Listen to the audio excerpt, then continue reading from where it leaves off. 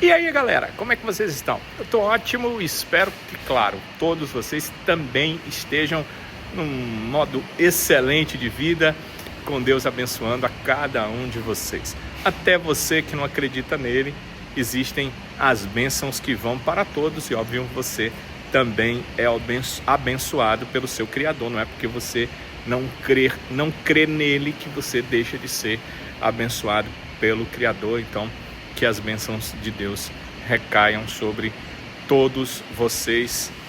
São meus votos sinceros, até você que talvez tenha entrado não por um motivo bom, que eu espero que também não exista esse tipo de situação, mas mesmo assim, talvez você tenha sido guiado para ouvir essa palavra. Amigos e amigas, o nosso assunto aqui é Ceará. E a gente vai falar sobre esse Clássico Rei. E vamos discutir, sim, o Clássico Rei deste sábado, às 4h30 da tarde, com o Ceará buscando uma vitória, obviamente, no Clássico Rei, sem ser o favorito. Entendo que o Ceará não é o favorito, a gente vai conversar sobre isso. Favoritismo no Clássico Rei. O Clássico Rei em si, que peças o Condé deve utilizar já de início para esse Clássico Rei. E também vamos conversar sobre o porquê é importante vencer o Clássico Rei, porquê seria importante uma vitória para qualquer um dos dois, Ceará ou Fortaleza, nesse Clássico Rei de 2025. E falar também do que o Mugni falou sobre esse Clássico Rei, né? O meio-campo argentino foi quem concedeu a entrevista coletiva do Ceará, focado nessa partida das 4h30 da tarde deste sábado. Então é isso, esse é o nosso assunto principal, são esses os tópicos do nosso vídeo. Eu quero pedir a você que deixe o seu like. O like é sempre muito importante, ele fortalece, ele engrandece, ele dá junto à plataforma uma condição do canal ir ampliando a plataforma. Quem tem mais like, a plataforma manda mais os vídeos, aquele vídeo com muitos likes, para outras pessoas com o mesmo perfil de quem deu um like. Então eu agradeço demais se você puder deixar o seu like, pois você vai cooperar nessa fluência do canal, nesse engrandecimento do nosso canal. E se você ainda não é inscrito, pense um pouquinho em fazer a sua inscrição conosco aqui no canal. Eu não vejo, na verdade, nenhum motivo para você não ser inscrito. Você, amigo, você, amiga, está sempre acompanhando o nosso vídeo, os nossos vídeos. Então, é hora de ir lá no canal e também se inscrever. Se você tem alguma dúvida, não esqueça, no finalzinho do vídeo, certamente você vai tirar as suas dúvidas, ou nos próximos dias, quando o que a gente diz aqui se confirma. Porque, claro, tem muitos vídeos aí pela internet, nessa plataforma, então, sobre assuntos que não são reais, sobre contratações que o Ceará nunca fez, sobre informações de coisas que nunca aconteceram. Aqui a gente só fala de coisa que aconteceu e que é real. A gente até especula possibilidades, mas são possibilidades reais. Não tem nada de, assim, loucura, sandice aqui conosco. E eu tenho certeza que você prefere isso do que ser enganado. Então, ir lá, se inscrever, ativar o sininho para as notificações. Tudo isso é interessante porque você vai ficar por dentro dos nossos próximos vídeos aqui no canal. Motivo para o Clássico Rei. Primeiro eu quero dizer o seguinte: o Clássico Rei não precisa de motivo nenhum. Torcedor não quer perder nem Clássico Rei amistoso. Atleta engajado no clube não quer perder nem Clássico Rei amistoso. E esse não é um Clássico Rei amistoso, é válido pelo campeonato cearense. Certo que os dois times estão classificados, como você pode ver aí, o Ceará lidera o seu grupo, o grupo B da competição, o grupo A, perdão, da competição. Na Copa do Nordeste ela está no grupo B, mas no Campeonato Cearense, o grupo A da competição, 12 pontos ganhos para o Ceará e 8 gols de saldo com 4 vitórias. O Fortaleza lidera o grupo B do Campeonato Cearense, os mesmos 12 pontos ganhos, as mesmas 4 vitórias e um saldo de 11. A diferença é que no grupo do Fortaleza, ele enfrenta o grupo inverso, né? Então ele enfrentou o Cariri, que notadamente, podem olhar para os resultados do Cariri, é o time mais fraco desse estadual. Isso facilitou um pouco a vida do Fortaleza. Some-se a isso que o Ceará está começando um trabalho e nos primeiros jogos do ano venceu por scores mínimos. E isso fez com que a equipe não tivesse um grande saldo de gols. Assim, o Ceará achou uma vitória com grande saldo diante do Barbalha, que não me parece ser um dos piores times da competição. É só olhar. A pontuação do Barbalha é 4, a pontuação do Cariri é 0. Quem será que é melhor? Um grupo enfrenta o outro. Lembrem-se disso. Nesse campeonato cearense, então, fica difícil você discordar dessa situação. Mas aí não tem nada a ver. O time foi lá, fez os seus resultados e tem um saldo melhor. O que acontece com isso? Você deve estar se perguntando. Será que o Danilo está querendo falar de alguma vantagem? Bem, nas semifinais os dois estão. O primeiro colocado de cada grupo vai para as semifinais. Tem ainda um jogo a cumprir cada time, mas o Ceará tem Floresta e Horizonte com 5 pontos, só chegam a 8, o Ceará tem 12, não chegam perto. O Fortaleza tem também 2 times, Tirol e Iguatu, com 5 pontos, só chegam a 8, não vão chegar nem perto. O que significa que os dois serão os primeiros colocados, terminam em primeiro, vão para as semifinais.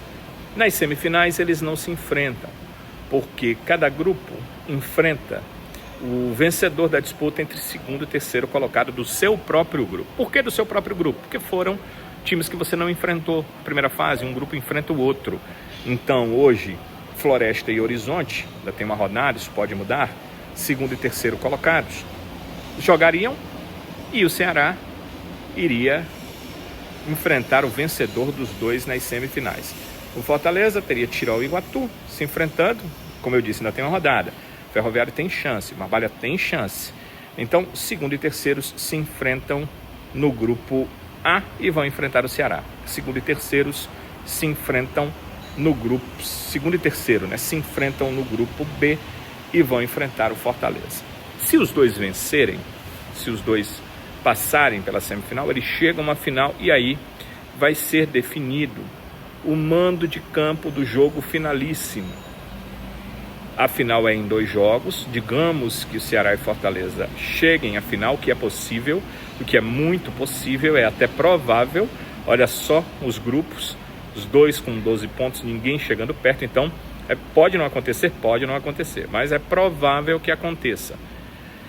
Esse mando do jogo final vai ser do time que tiver a melhor condição técnica. Eu ia dizer a melhor pontuação, mas eles estão empatados, eles podem empatar na pontuação. Digamos que vençam as 2 partidas semifinais, os dois farão mais 6 pontos, chegarão a 18 pontos e empatarão em pontos. Vai para o número de vitórias. Se for o caso deles vencerem, empatarão com 6 vitórias e aí vai para o saldo de gols. Hoje o Fortaleza tem um saldo de gols 11, mas nós não sabemos como estará o saldo de gols do Fortaleza, nem o do Ceará, que hoje é 8, mas que vai jogar as 2 partidas semifinais. Então, qual o motivo para vencer esse Clássico Rei? Se você vence, você vai a 15 pontos. Se você vai a 15 pontos, você tem 3 pontos a mais do que o seu rival. E nas semifinais, uma vitória e um empate, independente do resultado do rival, independente Ceará do resultado do Fortaleza, independente Fortaleza do resultado do Ceará, o time que chegar à vitória nesse Clássico Rei com vitória e empate nas semifinais não será alcançado pelo outro e vai ter a melhor campanha, e com a melhor campanha, a finalíssima, ele será o mandante. O que significa ser o mandante? Ter aí um número de que, acho que é 65% ou 63%, algo assim, do Castelão. O maior número de torcedores no Castelão na partida finalíssima. Na primeira partida, o revés, aquele time que não fez a melhor campanha terá o maior público, será o mandante do jogo. E na finalíssima, o mandante, o time de maior público, será aquele que tiver a melhor campanha em todo o campeonato. Então, eis aí um dos motivos desse Clássico Rei. Se empatar, vai ficar tudo esperando as semifinais, como elas vão acontecer, para ver quem é que vai ser o mandante na final. Se alguém ganhar, leva uma tremenda vantagem para ser o mandante da finalíssima do estadual. Vocês podem perguntar, Danilo, e tem aquela questão de que esse mandante do jogo final, por ter a melhor campanha, também joga pelo empate? Não. Assim como aconteceu no ano passado, o Campeonato Cearense, em seu regulamento, não dá vantagem para nenhuma das equipes em caso de final. A vantagem é apenas ser mandante da finalíssima. Não há vantagem em relação a jogar pelo empate, a questão de gol. Não há esse tipo de vantagem. A vantagem é só mando de campo para a finalíssima do estadual. É só isso. E o Clássico Rei tem a sua importância, que a gente já sabe, por ser Clássico Rei, que a gente já comentou aqui, mas também tem essa importância dos mandos, do mando de campo da finalíssima do estadual 2025. Então, vamos pensar agora em Clássico Rei, no jogo em si e na equipe do Ceará, na sua preparação, e o técnico Léo Condé dá o seu ponto de vista sobre esse Clássico Rei, a importância e como chega o seu time para essa partida. Eu acredito que a gente está num processo natural de evolução, né? As dificuldades são naturais, a gente mudou metade do plantel, até um pouco mais, hoje já está aí, digamos, ficou 45% do elenco do ano passado. Então, assim, a gente vai enfrentar o adversário que contratou 3, 4 peças. Então, já é uma base montada aí há 2, 3 anos. Mas a gente sabe o que representa, a gente sabe da nossa capacidade, recuperar, mobilizar, né? Apesar das duas equipes já estarem classificadas para a semifinal, mas a gente sabe o que representa o clássico, vamos tratar com a seriedade que tem que ser tratada. É claro que as correções não cabe aqui expor, tem correções individuais, tem correções coletivas que a gente vai fazer, realmente é pouco tempo, mas eu percebo assim, boa vontade dos jogadores, a gente está otimizando o máximo possível o pouco tempo que a gente tem de trabalho de campo, que para mim é fundamental, dentro da minha metodologia de trabalho eu acredito muito no trabalho de campo, é claro que a gente usa outras ferramentas também, mas a gente sabe que onde a gente quer chegar como nível de equipe, a gente está longe ainda, mas nós vamos chegar, até porque teve a chegada de novos atletas aí com bom potencial, com boa característica, juntando os que aqui estão, a gente sabe que nós vamos fazer uma equipe competitiva para o Campeonato Brasileiro. O técnico percebe, claro, rapidamente a importância do clássico, quantos treinadores já não foram demitidos por derrotas em Clássico Rei, quantos treinadores ganharam sobrevida por causa de um Clássico Rei e quantos treinadores ganharam notoriedade, força com a torcida, com a própria diretoria, no próprio clube por causa do Clássico Rei. Então, todo treinador sabe disso. E o atleta também. Os atletas também têm esse pensamento de que a importância do Clássico Rei está acima da importância de qualquer partida normal, seja de um campeonato estadual, seja de um regional, seja de um campeonato em nível nacional. O meio-campista Mugni respondeu pergunta de importância sobre o Clássico Rei, o quanto ele é importante, o quanto se fala na cidade, o quanto o torcedor quer que vença, o quanto para-se tudo em relação aos outros jogos de futebol, até nos jogos que antecedem ao Clássico Rei, o torcedor para de pensar e foca no Clássico Rei, a importância de vencer esse clássico. E o Mugni, que claro, não jogou só clássicos pelo Ceará, fala em relação a essa questão da importância e da pressão também que o atleta acaba recebendo em relação a um clássico como o Clássico Rei. Não sei se é pela minha idade, de ter jogado já muitos clássicos. Antigamente, quando eu era um pouquinho mais novo, ficava mais nervoso, mais ansioso. Eu colocava mais peso em cima do que era esse jogo. Já tudo que você falou por fora, eu ainda tinha meu peso, né, do pensamento e mais. Agora, sinceramente, estou bem mais tranquilo. Primeiro, aceito a pressão da torcida, aceito o que isso significa, sei que para eles é um jogo de, entenda minhas palavras, né, de vida ou morte, sinceramente, para eles. Mas para mim, eu tento ir o mais calmo possível, porque sei que no final a gente vai ser julgado ou não pelo resultado. Depois, o que aconteça, por isso, para mim, não adianta pensar antes se acontece isso, aqui, outro, não. Sair em campo, dar o máximo, porque depois, no final, o clássico se responde no resultado, e isso que a gente vai tentar fazer que seja positivo para nós. E nesse clássico, o Ceará volta a jogar no Castelão. O Ceará jogou todas as suas partidas em casa nesse início de temporada, tanto o jogo contra o CSA na Copa do Nordeste, quanto todos os jogos do Campeonato Cearense, os 4 que fez, então foram 5 partidas como mandante, no estádio Presidente Vargas. Era uma folguinha para o Castelão, aquele gramado que a gente sabe que tem muitos jogos durante o ano, então acaba sendo muito castigado durante a temporada, e acabou tendo nessa folga a possibilidade de melhorar, de dar aquilo que o gramado precisa para corresponder durante a temporada. Mas agora é Castelão, a partir desse clássico rei. E o Mugni, que tem já a experiência de um Castelão com lotação do torcedor do Ceará algumas vezes o ano passado, fala dessa circunstância de retorno à Arena Castelão para esse clássico rei. Sim, sinceramente estávamos com muita vontade, porque você viu que foi nosso final da Série B. No Castelão fomos muito fortes. Sinceramente fizemos dele nossa casa, então não é que no PV a gente não faz, mas no Castelão tem outra atmosfera, entra mais torcida, que joga junto, então é muito melhor. O campo é verdade, às vezes não está passando por dificuldade, é normal, tem muito jogo aqui, calor e mais, então é normal, mas eu acho que, independente disso, acho que é uma coisa mais positiva, fora do clássico, depois a gente começar a jogar no Castelão, acho que aí vamos ficar ainda mais fortes. Olha, que é importante, todo mundo sabe, que o Clássico Rei afeta a cidade, não há dúvida.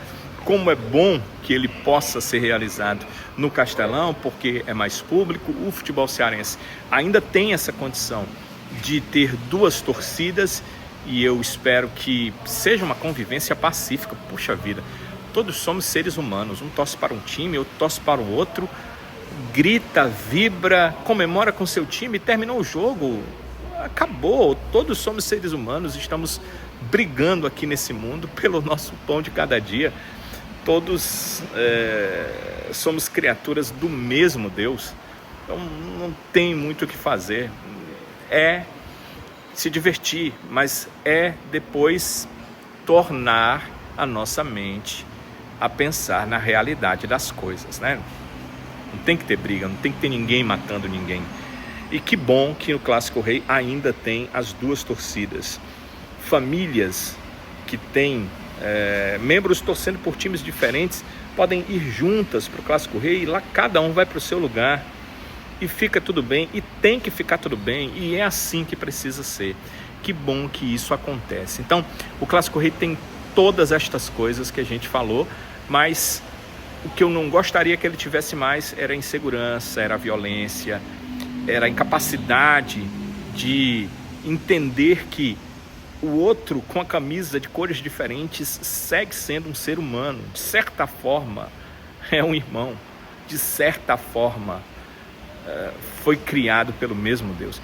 Isso precisa ser entendido. É claro que pensamentos ateístas afastam essa capacidade, mas é a realidade, e dessa realidade a gente não pode fugir. Então, que a violência possa se afastar cada vez mais dos estádios.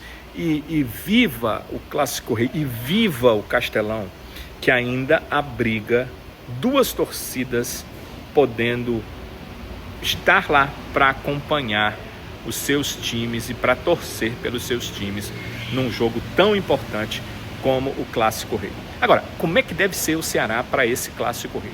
Eu vou dar aqui a minha opinião, embasado nas informações que eu vou passar para vocês, e queria muito receber os comentários de vocês sobre isso. Se vocês acham que está certo, que acham que está errado. O que eu vou dizer aqui não é o que eu penso, não é o time que eu escalaria, é o time que eu penso que o Condé vai escalar diante do que ele fez nos últimos jogos, diante do que ele escalou nas últimas partidas e diante também do que ele poupou na partida contra o CSA, porque ficou muito óbvio, né? Tendo poupado alguns jogadores importantes contra o CSA, que ele poderia fazer a formação de um time que ele chamou de base nessa próxima partida. Vamos pensar aqui. Jogadores que o Condé mais utilizou nesse início de temporada. Bem, ele utilizou muito o Kehler, mas o Kehler não foi bem. Nos últimos jogos, o Bruno. Na defesa, ele começou utilizando o Dieguinho. Acho que o Dieguinho foi muito bem, mas o poupado no último jogo foi o Fabiano. Na zaga, a defesa que ele mais utilizou, a zaga que ele mais usou foi Marlon, que inclusive o torcedor viu alguns erros e foram equívocos realmente muito sérios que o Marlon teve, mas parece contar com a confiança do treinador. E o Ramon, que esse errou muito pouco. Eu acho que tecnicamente foi muito bem nesse início de temporada. Embora jogar com o Marlon, conversei com alguns torcedores, né, e li alguns comentários, jogar com o Marlon parece que coloca também um pouco de pecha nele, mas eu não vi os equívocos que o Marlon cometeu com o Ramon. E vi também o Marlon se recuperar na última partida em que ele entrou em campo, né, no jogo contra o Barbalha, embora fosse um adversário que pareceu um pouco mais fraco. A lateral esquerda, apesar de na última partida não ter jogado, eu acho que é o Matheus Bahia e penso que ninguém tem dúvidas disso. Acho que quem pode brigar por essa posição é o Nicolas, mas o Nicolas passou por um problema gripal, uma virose, não participou dos últimos treinos, essa semana ele já voltou, mas nas últimas 2 semanas, e não participou dos últimos jogos. E eu acho que isso acaba sendo negativo para ele ter uma oportunidade num jogo tão importante como um Clássico Rei. Eu vou pensar aqui no meio campo, os que mais jogaram. Acho que Richardson e Fernando Sobral jogaram bastante, o Matheus jogou bastante, o Lourenço e o Mugni também, estou falando do Matheus Araújo, né? Jogaram bastante, então todos jogaram muito e não foram mal. Acho que todos foram de alguma forma bem. Então acho que os 3 que serão escolhidos para o meio campo, desses 5 que eu citei, aqueles que mais se destacaram. A gente vai conversar já sobre isso. Setor ofensivo, eu acho que o Pedro Henrique talvez o que mais jogou, o Fernandinho o que mais se destacou até aqui na temporada, e acredito que o Ailon talvez seja o único que tem tentado cumprir a função de centroavante com alguma qualidade. Ele fez 2 gols jogando como centroavante na última partida. Então, é uma tendência natural. Como é que ficaria o time? E aí eu vou explicar por quê. Não foram relacionados para a última partida o lateral direito Fabiano, o zagueiro Ramon, o lateral esquerdo Matheus Bahia e o atacante Ailon. Esses sequer foram relacionados para essa partida. Some-se a esses 4 o Marlon, zagueiro, que não entrou. Ele foi relacionado, ele estava no banco, mas ele não entrou. Então esses 5 aqui, uma defesa, Fabiano, Marlon, Ramon, Matheus Bahia, eles não participaram do jogo contra o CSA. E também o Ailon, também o atacante Ailon. O Ailon não foi relacionado para aquela partida, não estava nem no banco de reservas. Então, 5 jogadores que eu acho que serão, percebo, dá a impressão que serão titulares. Jogaram só um tempo na partida. O volante Richardson, o meia Mugni, o Pedro Henrique, atacante, e o Fernandinho, atacante. Esses 2 intercalaram, cada um jogou um tempo. Então, deu para entender aí? Eu penso que esses 9 aqui serão titulares nessa partida. Por quê? Porque, de certa forma, foram poupados os 5 primeiros do jogo inteiro. Esses últimos 4, Richardson, Mugni, Fernandinho, Pedro Henrique, um tempo do jogo eles foram poupados, jogaram só um tempo da partida. Então me dá essa impressão. E aí me dá a impressão que o time será Bruno no gol, o Fabiano na lateral direita, Marlon e Ramon formando a dupla de zaga e o Matheus Bahia na lateral esquerda. No meio-campo, Richarlison, Lourenço e Mugni. O ataque, Pedro Henrique, Fernandinho e Ayllon. Vou falar rapidamente sobre cada um. O Bruno acho que ganha titularidade porque pelo que ele já fez ano passado, e esse ano não foi mal, e também porque o Kehler não mostrou que poderia ser titular da equipe. Por que não é o Fernando Miguel? Talvez pela questão de não ter sido tão experimentado esse ano pelo treinador. Vem de uma lesão e o Fernando Miguel precisa não provar quem ele é um ótimo goleiro. Não provar a qualidade que tem muita qualidade. Provar que já está no momento físico e técnico, depois de passar 9 meses em tratamento, depois da cirurgia, coisa que ele não teve culpa nenhuma, mas passou esse período, e precisa provar para o treinador que está numa grande fase física e técnica para voltar a brigar pela titularidade. Então, por esses dois motivos, motivo do Kehler de não ter ido bem, motivo do Fernando Miguel de ter que provar o seu momento físico e técnico, e do Bruno ter vindo de uma prova em Série B de Brasileiro, ajudando a equipe no acesso, o Bruno começa como titular. O Fabiano entrou e desde que entrou foi muito bem. O que me faz pensar que ele vai ser titular é que o Dieguinho foi usado contra o CSA, e quem o Condé quis poupar para o próximo jogo, ele poupou o Fabiano. Então o Fabiano, que também chegou e jogou bem, vai para o jogo certamente. Marlon e Ramon, porque não jogaram a última partida. O Marlon ficou só no banco, não entrou. O Ramon nem foi relacionado. Então a tendência é natural. Se não houver nenhuma questão clínica aqui, física aqui, o último boletim do departamento médico, não saiu nenhum problema com nenhum jogador que foi poupado. Então acho que está tudo bem com o Ramon. E o Marlon estava no banco de reservas. Então é uma tendência natural que eles formem a dupla titular para essa partida. Eu concordo? Olha, eu não acho que seja loucura. Não penso que seja loucura do Condé. Mas cada um tem os seus pensamentos. Eu acho que o Éder foi muito bem e eu faria uma dupla que ele não usou ainda, Éder e Ramon, porque eu acho que o Ramon, enquanto jogou, foi muito bem também.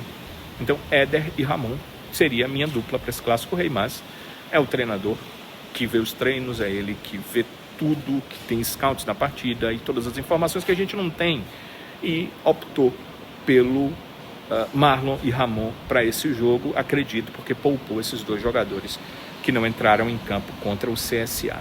E o Matheus Bahia na esquerda está muito certo, porque o Matheus também foi poupado da partida contra o CSA, e eu olhando para o time, como já disse para vocês, talvez o Nicolas possa disputar com ele, não vi ainda a condição técnica do Eric Melo disputar a posição, então, sem disputa, Matheus Bahia, lateral esquerdo titular. No meio campo, e aí eu acho que todos nós vamos confirmar, porque vimos os jogos, porque vimos esses caras atuando, e que eu acho que vocês viram como eu, porque eu tenho lido comentários, porque eu tenho ouvido muitos de vocês, Richarlison, Lourenço e Mugni. Eu não vejo como ser diferente. Entendo que o Matheus Araújo é um acréscimo interessante para a equipe, tem um futebol diferente, é um pouco mais leve que o Mugni, é um meia já com a perna direita, tem todas essas questões que vão ajudar muito quando ele tiver a oportunidade, mas acho que o Mugni ainda é o titular hoje. O Richarlison, porque entendo que ele disputa com o Fernando Sobral, e desse início de temporada ele me parece fisicamente melhor que o Fernando Sobral, e o Lourenço, porque ele é o Lourenço. Porque no meu ponto de vista, eu disse no vídeo anterior, Lourenço e mais 10. Hoje o time do Ceará é isso, Lourenço e mais 10. Quando eu olhar para o time e não ver o Lourenço, ou ele está contundido, ou o treinador está poupando e não está com o time principal, está com o time alternativo.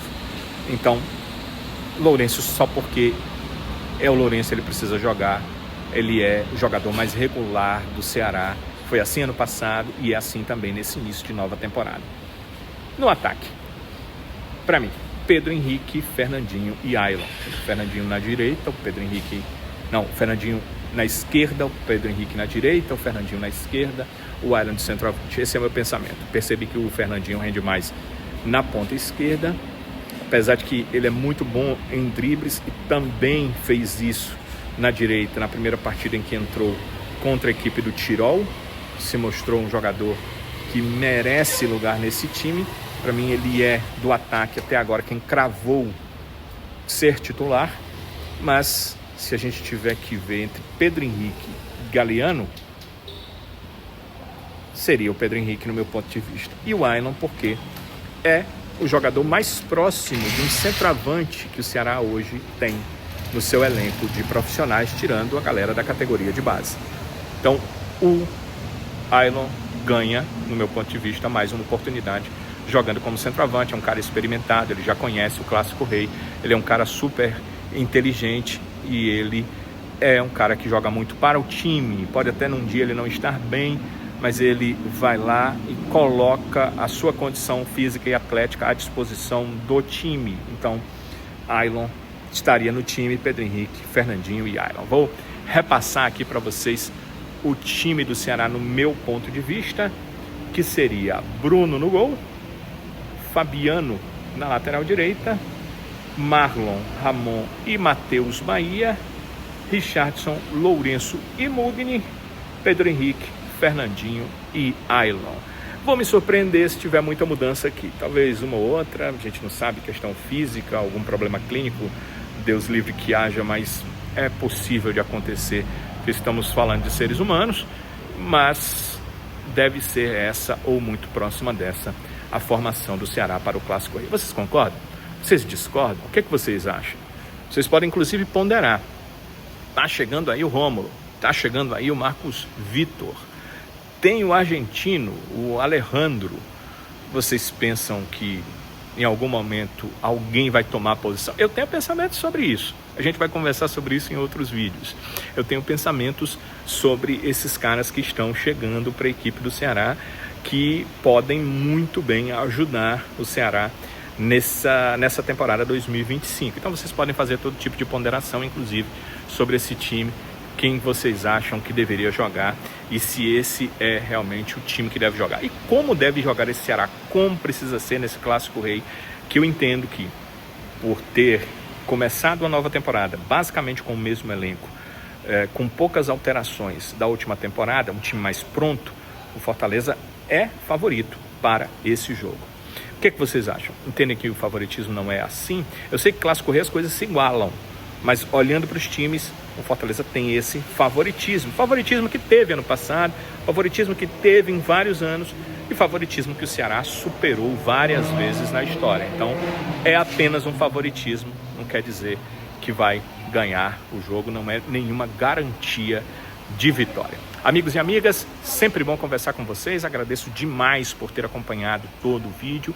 Peço que você deixe o like, é uma sugestão para vocês. O like é muito importante para o canal, engrandece, fortalece, amplia aí as divisas do nosso canal e as fronteiras vão se tornar bem mais largas se você puder dar o seu like. Eu agradeço demais que você possa fazer isso. A sua inscrição é sempre muito importante. Olha, não confunda, não é membro do canal, o canal não tem membresia, é apenas ser inscrito no canal. Você vai lá e se inscreve, você ativa a notificação, teve vídeo novo, o vídeo rapidinho vai ser informado para você. Então, agradeço demais por estarmos juntos e por podermos conversar sobre todas essas coisas e sugiro a vocês que aguardem os nossos próximos vídeos, porque é sempre essa a nossa promessa. Se Deus nos permitir, nos próximos vídeos nós estaremos juntos novamente. Até lá!